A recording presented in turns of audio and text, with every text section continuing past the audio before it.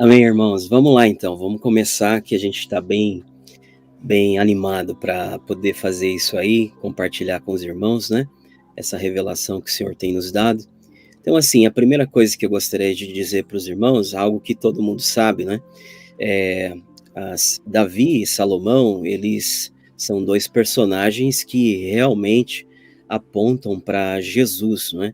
Então, tendo em vista essa questão, né, de Davi e Salomão representando tipologicamente a pessoa de Jesus Cristo, a gente precisa dividir isso em dois tempos, né? Olhando para a vida de Davi, a gente consegue observar a figura de Cristo na primeira vinda.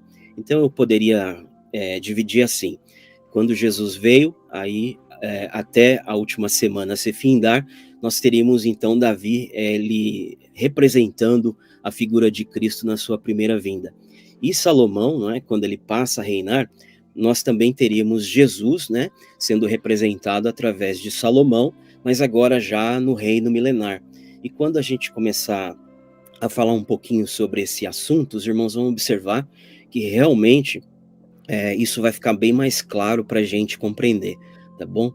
Então, assim, Davi, né, ele estando já na sua velhice, acontece algumas coisas ali bem interessantes. E tem algo que a gente pode compreender aqui, já no capítulo 1 de Primeira Reis, capítulo 1 de Primeira Reis, no versículo 1 ao 4, nós vamos ver uma fala de Davi, né, na sua velhice, linkando com a mesma fala de 1 Crônicas 23:1. Por que que isso é importante?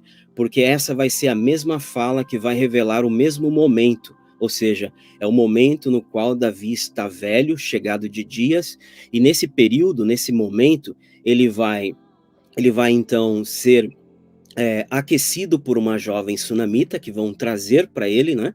Porque ele está já bem velho, chegado de dias, e o seu corpo ele não se aquece mais, né? Então vai haver esse episódio aí, nesse mesmo momento em que ele está velho e chegado de dias. E a palavra do Senhor vai usar essa mesma expressão.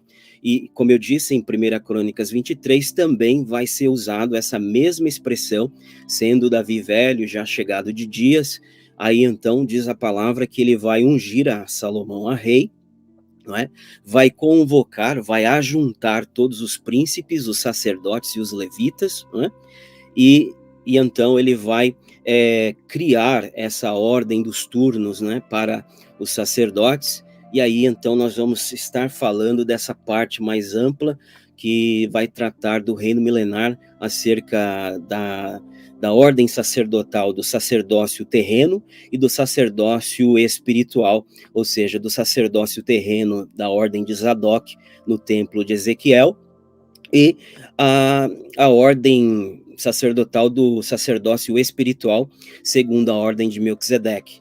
Então a gente vai ver isso acontecendo tudo quando Davi está velho, chegado de dias, próximo da sua morte. Então nós vamos ver ali, conseguimos enxergar de forma metafórica, de forma enigmática, através do episódio desse momento da última semana, melhor dizendo, da velhice de Davi, nós vamos conseguir primeiramente em uma primeira parte, vamos conseguir enxergar a última semana, ou seja, os 7 últimos anos da grande tribulação que antecedem o reino milenar, e nós vamos ver também, né, como eu já disse, essa transição entre a última semana e o início do reino milenar de Cristo, em que Davi convoca todo o povo, ele faz um ajuntamento dos príncipes, dos levitas e dos sacerdotes, e ele unge seu filho Salomão, e então ele estabelece essa ordem dos turnos. Isso é muito interessante para a gente começar a compreender do que é que nós estamos falando, tá? Então eu quero já por agora, já começar lendo um texto para os irmãos entender como que nós vamos trabalhar essa questão, que está em 1 Reis capítulo 1, do versículo 1 ao 4. Então 1 Reis capítulo 1, do versículo 1 ao 4, vai dizer assim: sendo, pois, o rei Davi já velho e entrado de dias, cobriam-no de vestes, porém ele não se aquecia. Então disseram-lhe os seus servos: busquem para o rei nosso senhor uma moça virgem, que esteja perante o rei, tenha cuidado dele e descanse no seio dele para que o rei nosso Senhor possa se aquecer. E buscaram por todos os termos de Israel uma moça formosa e acharam a Abisag, a sunamita, e trouxeram ao rei. E era a moça sobremaneira formosa e tinha cuidado do rei e o servia, porém o rei não a conheceu. Então nós vamos ver aqui nesse desfecho do texto de 1 Reis, no capítulo 1, bem como no capítulo 2, nós vamos ver aqui o cenário da última semana de forma enigmática, não é? Nós temos aqui alguns personagens dos quais eu quero colocar aqui para os irmãos. Então nós vamos ter Davi na sua velhice, apontando para Jesus, não é? Desde o início em que ele veio ao mundo até a última semana, tá?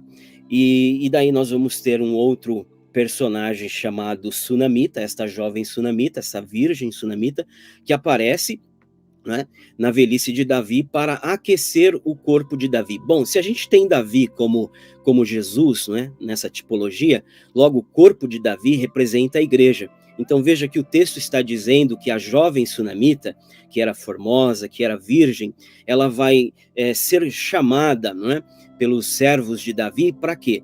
Para estar diante da presença de Davi, ou seja, né, nós estamos falando de uma jovem que vai apontar para uma igreja remanescente do tempo do fim, uma igreja que vai estar mantendo, vamos dizer assim, o corpo de Davi aceso, a fé, a chama, né, do corpo de Davi acesa, ou seja, se o corpo de Davi aponta para a igreja, então esta jovem sunamita vai estar diante da presença do rei Davi, né, para aquecer o corpo de Davi, estando ela deitada com sua cabeça no seio de Davi. E isso é interessante porque a gente vai linkar isso com João capítulo 1, quando João ele fala que Jesus, o unigênito do Pai, ele reclinava a sua cabeça no seio do Pai, falando de intimidade, falando assim de estar mais próximo, né? Aquele que era íntimo do Pai.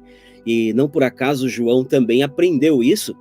E ele também, o discípulo amado, ele reclinava a sua cabeça no peito de Jesus, não é? E por causa disso ele sabia de coisas que os outros não sabiam. Por exemplo, em João capítulo 13, a gente vai ver esse episódio da última ceia, em que somente João ficou sabendo do que Jesus estava falando quando ele falava acerca do traidor. Então, por quê? Porque ele estava próximo, e quem está próximo, reclinado no seio de Jesus, vai ouvir segredos, vai ouvir coisas que os outros não vão ouvir.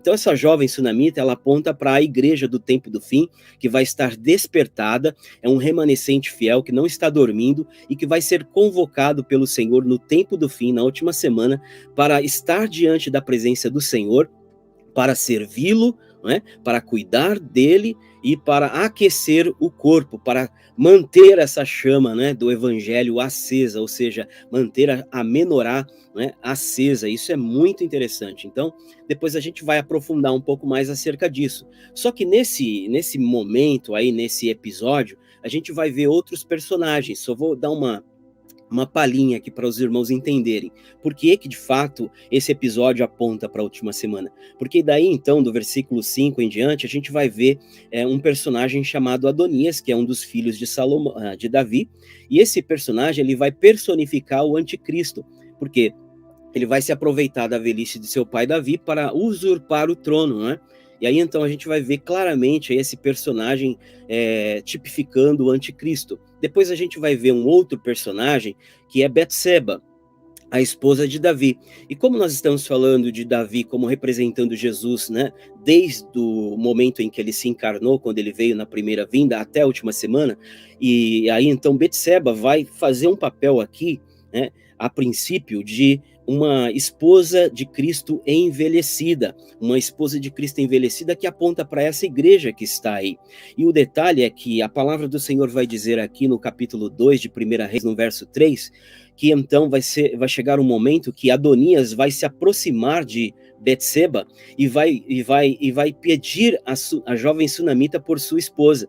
E aí então ele vai se aproximar de Betseba, e aí a Betseba vai chegar para ele e vai dizer assim: é de paz a sua vinda? E ele vai dizer: é de paz. Então, falando de uma forma enigmática, trazendo isso para para a última semana, a gente vai perceber que Betseba, representando a igreja, vamos dizer assim, a igreja envelhecida, a igreja que vai se parecer mais com as virgens loucas, vamos dizer assim, essas vão fazer paz com Adonias, não é? Então vai haver ali um acordo de paz. E de fato ela vai levar esse assunto para Salomão. Então Betseba é aquela que luta para que Salomão venha reinar, ou seja, ela luta para que Jesus venha reinar. Betseba, ela faz de tudo para isso acontecer. Essa igreja que está aí, ela está lutando para que Jesus realmente venha reinar. Só que, por outro lado, ela também vai fazer aliança de paz com o anticristo, assim como Betseba fez aliança de paz com Adonias, de modo que o próprio filho dela, Salomão, vai ficar furioso com a sua mãe devido a esse tipo de aliança que ela faz com Adonias. Depois a gente vai ver alguns outros personagens, né? O outro personagem que a gente vai ver dentro dessa história, né, a gente vai ver Zadok e Abiatar, amém? Então, a figura de Abiatar aqui é aquele que faz aliança com Adonias, ele vai junto com Adonias para que Adonias possa ser ungido a rei, e de fato Adonias ele é ungido a rei por um breve momento, assim como o anticristo ele vai assumir o reinado por um breve momento, ainda que de forma usurpando o reino, né? E aí Abiatar é aquele que vai segui-lo, né? Só que o interessante é que esse personagem Abiatar, ele vai apontar para a linhagem sacerdotal rebaixada. Por quê? Porque existe uma profecia que foi dito para a casa de Eli, que é da linhagem de Itamar, não é? Porque Arão teve 4 filhos, Nadab e Abiú, Eliezer e Itamar. Nadab e Abiú morreram, então sobrou somente Itamar e Eliezer. Então Eli, né, que teve Ofni e Finéias, ele era da linhagem de Itamar, e por causa do pecado da casa de Eli, então houve uma profecia de que a casa de Eli ia ser rejeitada, e a palavra de Deus vai dizer aqui em 1 Reis, no capítulo de número 2, no verso 26 e 27, que essa profecia que foi dita para a casa de Eli, que ele seria rebaixado, né, como um sacerdócio rebaixado, está dito aqui em 1 Reis 2, 26 e 27, que ela se cumpre em Abiatar. Então, quando Salomão ele passa a reinar, então, quando ele vai tratar com Abiatar, porque ele se rebelou contra Davi, seu pai, não é? Fazendo aliança com Adonias, que aponta para o anticristo, de fato isso parece que vai acontecer mesmo na última semana. Uma linhagem sacerdotal da ordem de Itamar, mais precisamente, né, da casa de Eli, né, vamos dizer assim, na última semana vai fazer aliança com o anticristo, ou seja, uma linhagem apóstata, uma parte, né, desse povo, vai fazer aliança com o anticristo, representando aqui essa figura de Abiatar. E por causa disso, então, quando Salomão, o verdadeiro Salomão, Jesus Cristo, estiver reinando, ele vai, então, tratar com Abiatar, com essa linhagem de Abiatar, e vai, então, mais uma vez, né, fazer cumprir esta palavra que foi dita para a casa de Eli, né, e que eles seriam sacerdotes rebaixados, né? Então, de fato, realmente, Abiatar, ele se aplica nesta questão de sacerdócio rebaixado, e nós, que já aprendemos muito bem com o irmão Luiz, né, trazendo esses estudos sobre o templo de Ezequiel, a gente já sabe claramente que vai existir um sacerdócio rebaixado no reino milenar, e Abiatar se aplica claramente para isso aqui. Só que também vai haver um sacerdócio reconhecido, né? Um sacerdócio terreno no templo de Ezequiel, e isso se aplica para a linhagem de Zadok. Então, nos dias de Davi, havia a linhagem de Tamar e a linhagem de Eliezer. E da linhagem de Itamar, Abiatar. Da linhagem de Eliezer, amém?